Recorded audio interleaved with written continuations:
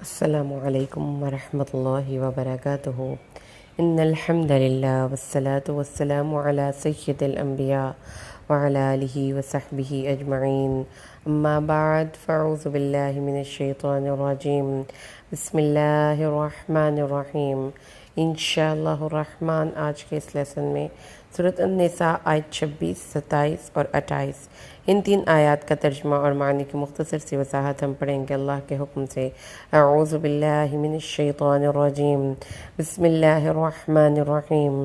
یرید اللہ چاہتا ہے، لیبین کہ وہ بیان کر دے، لکم تمہارے لیے، ویہدیکم اور ہدایت دے تم کو، سنن الذین ان لوگوں کے راستے کی، من قبلکم جو تم سے پہلے تھے، وَيَتُوبَ عَلَيْكُمْ اور تمہاری توبہ قبول کرے، وَاللَّهُ عَلِيمٌ حَكِيمٌ اللہ بہت علم رکھنے والا، ہمیشہ سے علم رکھنے والا اور حکمت والا ہے۔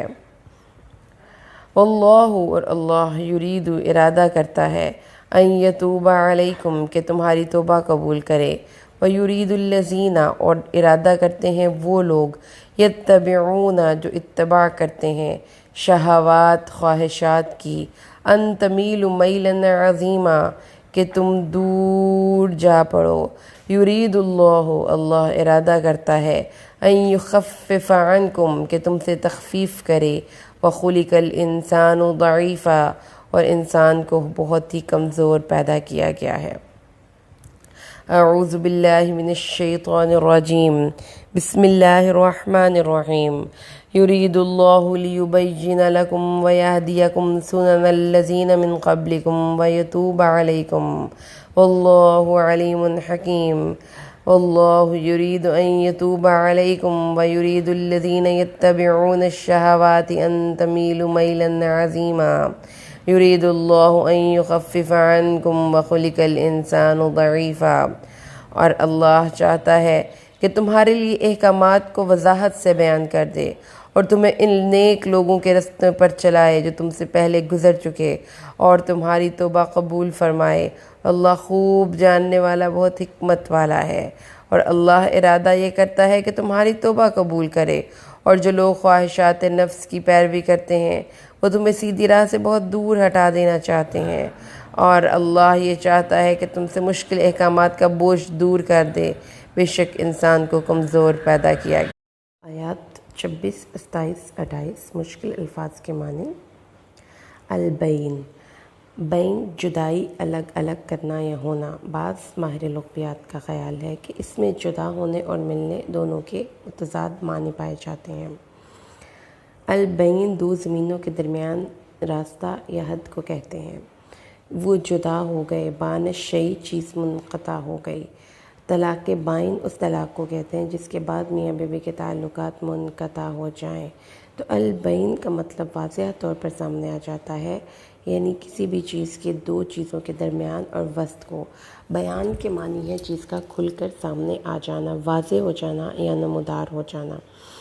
تو اس سے اس کے بعد اگلا لفظ جو اللہ تعالیٰ نے یہاں پہ استعمال کیا ہے وہ ہے یرید اللہ ارادہ کرتا ہے، لیبین لکم تمہیں بیان کر دے تمام باتیں اور تمہیں ہدایت دے۔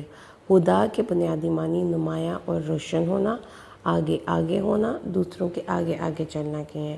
چنانچہ روشن ہونے کی وجہ سے دن کو ہدا کہتے ہیں، اور ہادیہ اس ابری ہوئی چٹان کو کہتے ہیں جو پانی میں دور سے نظر آ جائے۔ قرآن میں اللہ نے فرمایا افلم یہدی لہم، اس کے معنی یہ ہیں کہ کیا ان پر امر واضح یا نمایاں یا روشن نہیں کیا۔ ابن فارس نے کہا ہے کہ اس کے دو بنیادی معنی ہیں، راستہ بتانے کے لیے آگے بڑھ جانا اور ہدیہ اور تحفہ۔ ہدا کے معنی ہے راستے تک رہنمائی کرنے کے ساتھ ساتھ منزل تک پہنچا دینا، اور ہدا کے معنی بعض دفعہ رہنمائی کے بجائے بذات خود رہنما کے ہوتے ہیں۔ سنن السنہ چہرہ صورت، نیز چہرے کا کھلا اور نمایاں حصہ، نیز راستہ طریقہ دستور اور قانون، اس کی جمع سنن ہے، اور اس سے مطلب ہے راستے کے کھلے اور واضح حصے اور نمایاں حصے کو سنن کہتے ہیں، اور یہیں سے اس کا معنی طریقے، مسلک، معمول اور قانون کے ہو گئے۔ جبکہ اللہ فرماتا ہے بلن تجدہ لسنت ولا تجدہ لسنتنا تحویلا، کہ آپ ہمارے طریقے میں کوئی تبدیلی نہیں پائیں گے۔ تو اس کا مطلب پھر کیا ہوا کہ جو کچھ بھی اللہ تعالیٰ اس دنیا میں کرتا ہے اس کے واضح اصول ہے۔ تو اللہ تعالیٰ نے فرمایا کہ پہلے لوگوں کی قوانین تمہیں بتا دینے کا مقصد یہ ہے تاکہ تمہیں یہ پتہ چل جائے کہ زندگی گزارنے کے جو قوانین یا اصول اس وقت کار فرما ہیں وہ صرف آج سے ہی نہیں ہیں، وہ پہلی اقوام بھی انہی قوانین اور اصولوں پر کار فرما رہی۔ اس کے بعد اس سے اگلی آیت ہے کسی چیز کی تابہ توبہ، یرید اللہ یتوب علیکم، تابہ توبتاً، توبہ متابہ کے معنی ہے واپس آ جانا، یعنی آپ کسی شاہراہ پر چلتے ہوں اور آپ غلط ٹرن لے لیں تو پھر آپ اپنا جتنے قدم آپ چل کر گئے ہیں اتنے ہی قدم آپ کو واپس اٹھانے پڑیں گے۔ اس امر کو توبہ کہتے ہیں۔ وَيُرِيدُ الَّذِينَ يَتَّبِعُونَ، تابعین کے معنی ہے پیچھے پیچھے چلنا۔ بقرۃ متبعہ اس گائے کو کہتے ہیں جس کا بچہ اس کے پیچھے پیچھے جاتا ہو، اور اس کے پیچھے پیچھے چلنے والے بچڑے کو تبیعن کہتے ہیں۔ تو اس کا مطلب کیا ہوا کہ اس کے پیچھے پیچھے چلنا۔ تابعہ اتباع کے معنی ہے اللہ کے قوانین کو فالو کرنا، اور وہ بندہ جو کہ یتبعون پیچھے پیچھے چلتا ہے، دل کی خوشی سے اطاعت کرتا ہے کس کی؟ شہوات کی۔ شہاہ و اشتہا، کسی چیز کی خواہش کرنا، اس کی طرف رغبت محسوس کرنا، اس کی طرف نفس کا میلان ہونا، اس کو شہوت کہتے ہیں، جس کی طرف انسان کھنچا چلا آتا ہے۔ تو اللہ نے انسان کی جو نفس میں مقناطیس رکھے ہیں وہ ان چیزوں کی طرف کھنچتے ہیں جو کہ اس کو اللہ نے آلریڈی بتا دیا ہے، اور ان شہوات کو اللہ تعالیٰ نے فرمایا، اور وہ لوگ جو ارادہ کرتے ہیں کہ وہ شہوات ان چیزوں کی پیروی کریں جس کی طرف ان کی طبیعت کا میلان ہوتا ہے، اور شبیہ شہیہ لذیذ کھانے کو کہتے ہیں، مرغوب کھانے کو کہتے ہیں۔ زین للناس حب الشہوات، محبت شہوات کی، یعنی وہ چیزیں جو نفس کو مرغوب رکھتے ہیں، ان تمیلوا میلا عظیما۔ لیکن یہاں پر اصول یہ ہے کہ جو چیز آپ کو پسند ہے اس سے آپ استعمال کریں، اس کو آپ بینیفٹ لیں، اس سے آپ اپنی لائف کو انجوائے کریں، لیکن بیلنس خراب نہیں ہونا چاہیے۔ یہ نہیں ہے کہ آپ واضح طور پر ایک طرف آپ کا میلان ہو جائے، جھکاؤ ہو جائے، مالا الیہ، یعنی کہ اس کی طرف جھکا، اس کی طرف مائل ہوا، اس کی طرف متوجہ ہوا، اور اس کو مال عن الحق، وہ انصاف کی راہ سے ہٹ گیا تو اعراض برت دیا۔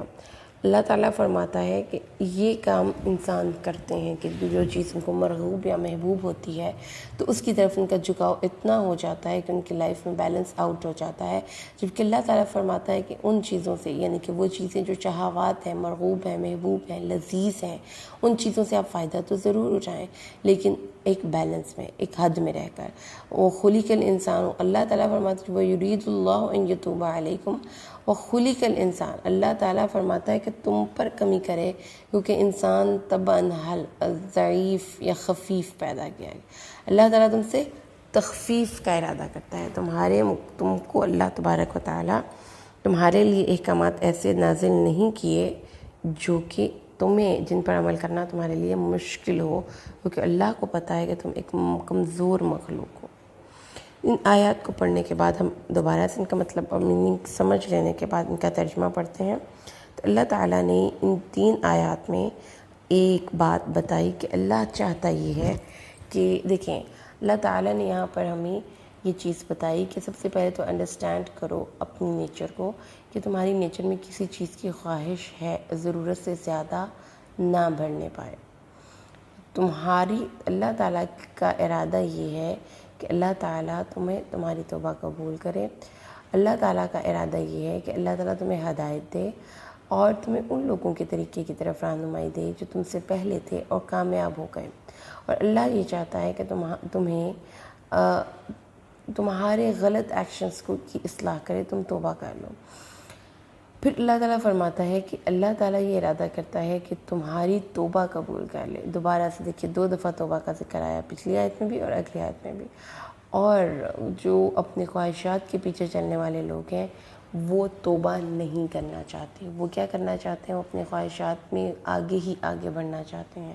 اللہ تعالیٰ فرماتا ہے کہ ان احکامات کو ہم نے تمہیں اس لیے دیا تھا کہ تمہاری ان خواہشات کے ہم نے لحاظ کیا، اور ہم یہ چاہتے تھے کہ تم سے تخفیف کی جائے، تم سے بوجھ کو ریڈیوس کیا جائے، تمہیں ریلیکس کیا جائے، کیونکہ اللہ کو پتہ ہے کہ انسان ضعیف ہے، انسان کمزور ہے، وہ خواہشات سے مغلوب ہو جاتا ہے، اس کے اندر کبھی کبھی قوت ارادی نہیں ہوتی، کبھی کبھی وہ چیزوں کو اس طریقے سے نہیں سمجھ پاتا، کبھی کبھی اس سے باوجود بہترین کوشش کی غلطیاں ہو جاتی ہیں.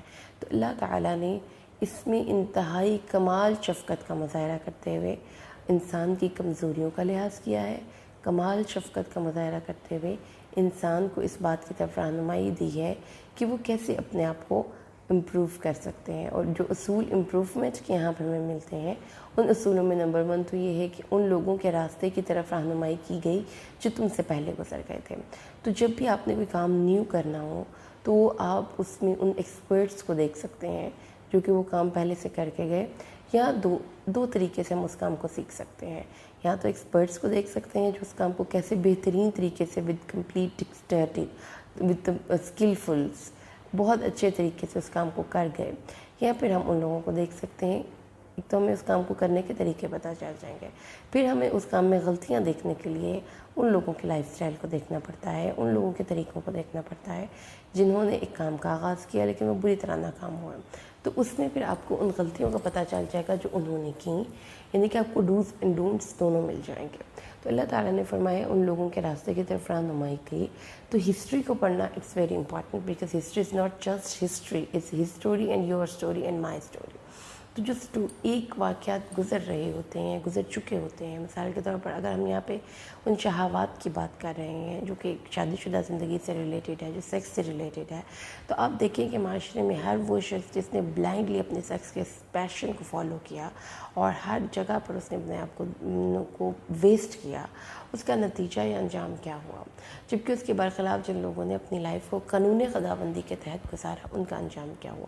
تو یہ چیزیں دیکھنے سے تعلق رکھتی ہیں. آپ کی عبرت کی آنکھیں کھلیں، آپ لوگوں کو دیکھیں، آپ آبزرو کریں، آپ نیوز دیکھیں، آپ ورلڈ ہسٹری اٹھا کے پڑھیں، آپ ڈفرینٹ سویلائزیشن کو آپس میں کمپیریزن کریں، آپ انسانوں کی لائف کو دیکھیں، ان کی کیس ہسٹریز تیار کریں. کہ اللہ نے فرمایا ہاں کرو، اس لیے کہ تمہیں ان سے معلوم ہوگا کہ غلط روش کیا ہے اور درست روش کیا ہے. تو اپنے سے پہلوں سے، اپنے سینئر سے، ان لوگوں سے جو آپ سے زیادہ ایکسپیرینسڈ ہے، اگر آپ رہنمائی لیں گے تو آپ ان غلطیوں کو کیے بنا اپنی منزل پہ پہنچ جائیں گے. اور اللہ بھی یہی چاہتا ہے کہ آپ کو نہ صرف یہ کہ منزل تک رہنمائی دے بلکہ منزل تک پہنچا دے. وجہ اس کی کیا ہے کہ آپ کے اندر تو شہوات ہیں، وہ تو آپ کو صحیح راستے کی طرف جانے نہیں دیں گی. اللہ آپ کے اندر میلان ہوگا کسی چیز کی طرف تو آپ اللہ کے راستے اور حدوں کو فراموش کر سکتے ہیں. اللہ فرماتا ہے کہ تم لوگ کی ان کمزوریوں کا میں نے لحاظ کیا ہے کیونکہ تم کمزور ہو، اس لیے یہ احکامات نازل کیے جو کہ تمہیں تخفیف دے سکتے ہیں. اب اتنی سی بات کو سمجھ لینے کے بعد اس بات کو سمجھ لیجئے کہ شریعت پر عمل کرنا ہر وقت، ہر لحاظ سے ہر انسان کے لیے اس کی زندگی کے فائدے کی طرف بات کو لے کر جاتی ہے. ہم اپنی زندگی میں بہت سی پرابلمس کے ڈور اوپن کرتے ہیں جب ہم خود شریعت پر عمل نہیں کرتے. تو اس بات کو یاد رکھ کر زندگی گزاریے کہ ہر حکم جو اللہ نے دیا اس میں میرا ہی بھلا ہے. اس کی حکمت تک رسائی نہیں ہو رہی تو پھر غور و فکر کیجیے، لیکن آپ اللہ کے احکامات پر کسی بھی حوالے سے انگلیاں نہیں اٹھا سکتے. یہ نہیں کہہ سکتے کہ یہ کیوں ہوا اور یہ کس لیے ہوا اور یہ تو نہیں ہونا چاہیے تھا اور اس کو اس طریقے سے کر لیا جائے. اور اسی طریقے سے اللہ تعالیٰ نے فرمایا ہے کہ اللہ تعالیٰ انسانوں کی کمزوریوں کا لحاظ کرتے ہوئے ایسے احکامات نازل کرتا ہے. اللہ سے دعا کیجیے اللہ میں قرآن کو سمجھ کر پڑھنا اور اس پر عمل کرنا آسان کر دے. آمین. بارک اللہ لی و لکم بالقرآن الحکیم ونفعنی و ایاکم بالآیات والذکر الحکیم. السلام علیکم ورحمۃ اللہ وبرکاتہ.